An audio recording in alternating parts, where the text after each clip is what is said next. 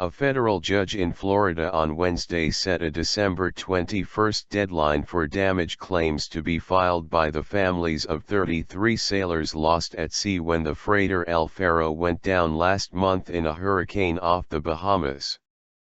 The deadline, coming just weeks after the ship disappeared on October 1, is allowed under a 19th-century maritime law and was invoked by ship owner Tote Services in a federal lawsuit last week.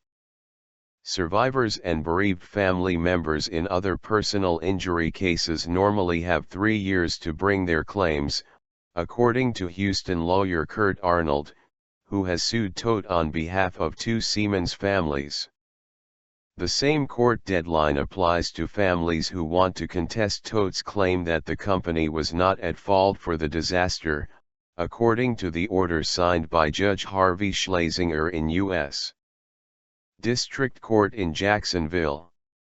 Schlesinger also halted further lawsuits against Tote and placed stays on those suits that have already been filed. If Tote is successful in proving that it is not at fault for the wreck, the maritime law could limit the company's financial liability to either the value of the vessel and cargo after the disaster, or to a value based on the tonnage of the vessel. Tote asked in its lawsuit for a liability cap of $15 million, which will be deposited within 10 days with the court by Steamship Mutual Underwriting Association on behalf of the company, according to the order. The company has said the El Faro likely was doomed when it lost propulsion near the eye of the storm. The wreckage was found upright and intact last weekend at a depth of nearly 3 miles, 5 kilometers.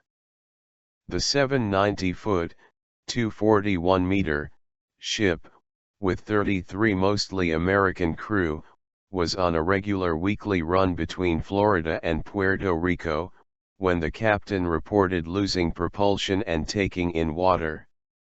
Arnold said Tote's responsibility for the wreck is far greater than the limited liability under the maritime law. "We're going to show that Tote knew the El Faro was a defective ship that they knowingly sent into the path of a hurricane. We'll be fighting to expose the Limited Liability Act of 1851 as the backward and arcane law that it is," Arnold said in an emailed statement following the court order.